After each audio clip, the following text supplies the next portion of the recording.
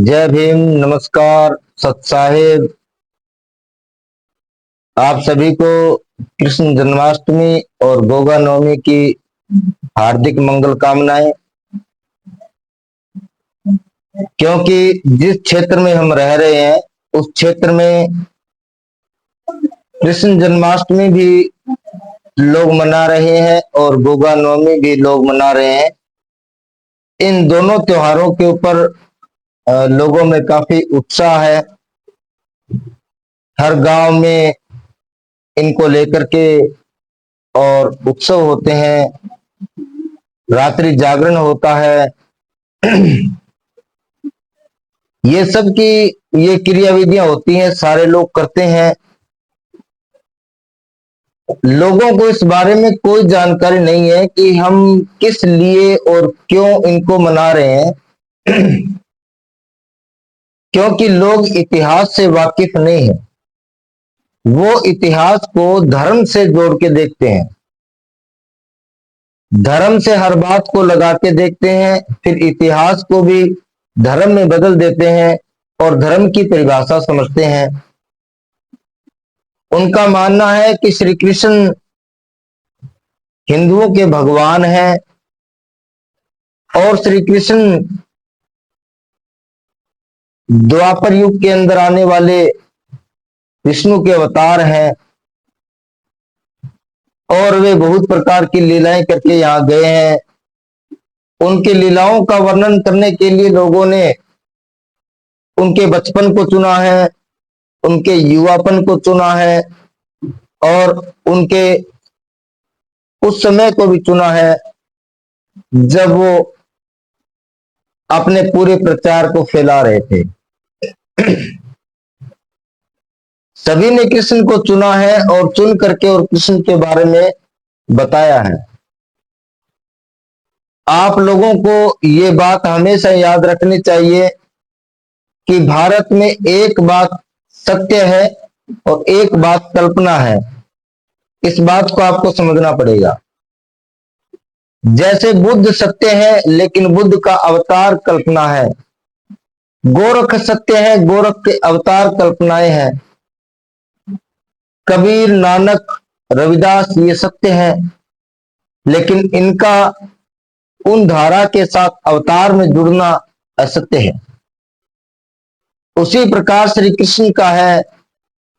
श्री कृष्ण जन्म है श्री कृष्ण का, उनका परिवार है, उनका जीवन है, लेकिन उनको अवतार भी बताते हैं। और यदि आप लोग देखोगे तो जहां श्री कृष्ण का जीवन चरित्र दिखाया जाता है उसके अंदर एक श्री कृष्ण और दिखाए जाते हैं और उन्हें बताया जाता है कि वो श्री कृष्ण का भेष बना करके और घूम रहे हैं, वो श्री कृष्ण नहीं है।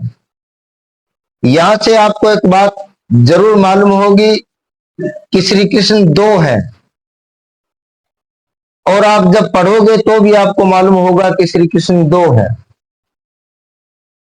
एक वो श्री कृष्ण है जो यज्ञ की बात करते हैं, यज्ञ करवाते हैं, यज्ञ में शामिल होते हैं।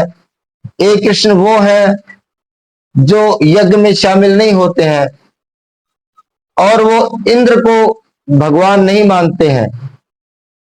उसकी बजाय वे बरसात होने का एक साइंटिफिक कारण देते हैं। यहां पता चलता है कि वह कृष्ण वह बगावती है, उन्हें पाखंड से कोई मतलब नहीं है। वह साधारण मनुष्य है, वह गोपालक है, वह गौओं का रक्षक है और साथ ही साथ वह एक दार्शनिक भी है। उसका एक दर्शन है लेकिन उस दर्शन को स्पष्ट नहीं किया गया है। इस भारत में कृष्ण को लेकर के कृष्ण के दो रूपों को दिखाया जरूर जाता है लेकिन किस कदर वे दो रूप अलग अलग हैं ये नहीं समझाया जाता। किसी ने ऐसा समझाने का प्रयास ही नहीं किया। ओशो रजनीश ने कृष्ण पर बहुत बोला है। उन्होंने कृष्ण के एक रूप को उस प्रकार से स्वीकार किया है कि नृत्य करता हुआ कृष्ण है, उसे देखिए। गीता उपदेश देता हुआ कृष्ण है, उसे देखिए। और प्रेम करने वाला कृष्ण है, उसे देखिए। ओशो ने इन बातों के ऊपर बहुत बल दिया, लेकिन ओशो चूक गए एक बात बताने से। ओशो ने बहुत कुछ समझाया है इस भारत में। ओशो ने अपने दर्शन शास्त्र को, अपनी फिलोसफी को सिद्ध करने के लिए बहुत से एक्सपेरिमेंट किए हैं। उनके अनुयायी भी आज लाखों में हैं। लेकिन बात यह है कि बात उन्होंने वो क्यों नहीं समझाई, उस भगावती कृष्ण के ऊपर उन्होंने क्यों नहीं बोला जिस कृष्ण ने यज्ञ हवन को नकार दिया, जिस कृष्ण ने इंद्र की पूजा को अस्वीकार कर दिया, जिस कृष्ण ने गोवर्धन को लेकर के और आंदोलन चलाया यूं कहे, या एक मुहिम चलाई यूं कहे, या यूं कहे कि लोगों को यह समझाने का प्रयास किया कि इंद्र किसी यज्ञ द्वारा प्रसन्न होने वाला कोई देवता नहीं है जो जल बरसाता है। जल तो बादलों से आता है, और बादल जब टकराते हैं किसी अवरोध से तो उसकी वजह से उनमें भरा पानी फट जाता है और वो बरसात के रूप में हमें मिलता है। लेकिन पता नहीं किन लोगों ने इसके अंदर वो कहानी जोड़ दी कि इंद्र कोपित हो गया, उसने भयंकर प्रलय ला दिया, और फिर श्री कृष्ण ने उस पर्वत को उठा करके और अपने उन गोकुलवासियों को रक्षा दान दिया, ऐसा बताया जाता है। दोनों को मिक्स कर दिया गया है, दोनों का मिक्सचर जो है किसी के समझ में नहीं आ रहा है। कृष्ण जन्माष्टमी को मनाया भी जा रहा है, कृष्ण जन्माष्टमी के उपलक्ष्य में बहुत से कार्यक्रम भी हो रहे हैं, लेकिन वो बात अलग कर दी गई है। कृष्ण के नाम से भागवत होते हैं, कृष्ण के नाम से